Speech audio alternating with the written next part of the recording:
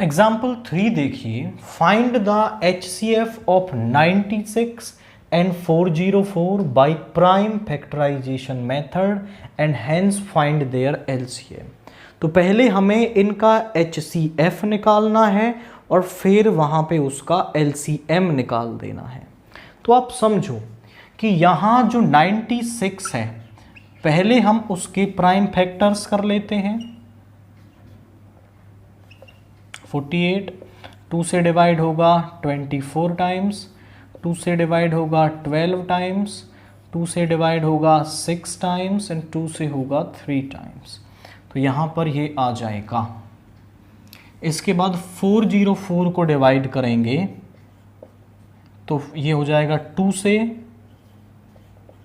फिर हो जाएगा ये 2 से, दैट इज 101 एंड 101 एक प्राइम फैक्टर है, वो अपने अलावा किसी और नंबर से डिवाइड नहीं होगा।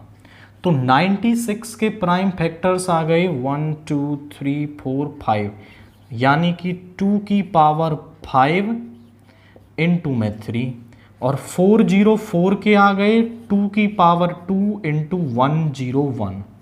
हमें निकालना है HCF ऑफ 96 404, हमें इसका HCF निकालना है। तो HCF में जो कॉमन फैक्टर्स हैं उनकी लोएस्ट पावर को हम वहां पर लेंगे।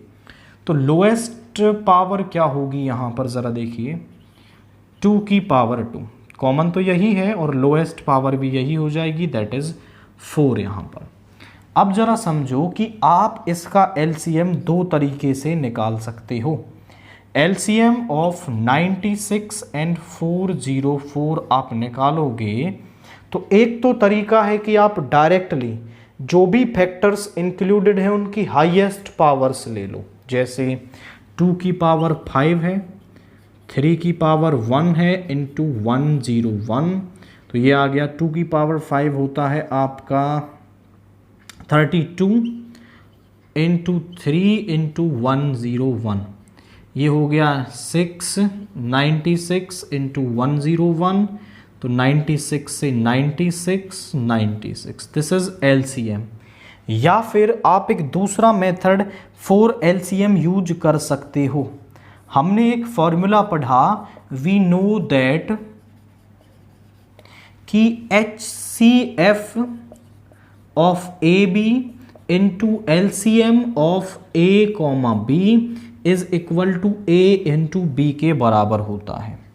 अगर वो आपको 3 वैल्यूज दे दे और कोई एक वैल्यू निकालने के लिए बोले तो वो आप निकाल सकते हो। जैसे वो आपको दोनों नंबर्स दे दे और बोले कि HCF निकाल दो, तो HCF ऑफ AB जो है वो बराबर हो जाएगा A into B upon LCM of AB।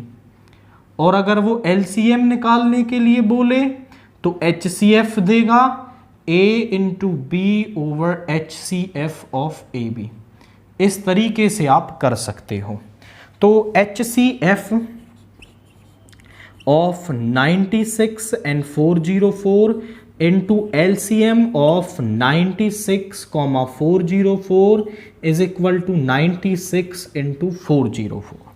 HCF को इधर ले जाएंगे, जो हमने अभी वैल्यू निकाली 4, तो LCM of 96, 404 is equal to में यहाँ पे आ जाएगा 4 एंड वही वैल्यू आपके सामने यहाँ पर आ गई है। तो LCM आपके पास 96, 96 यहाँ पे आ गया है।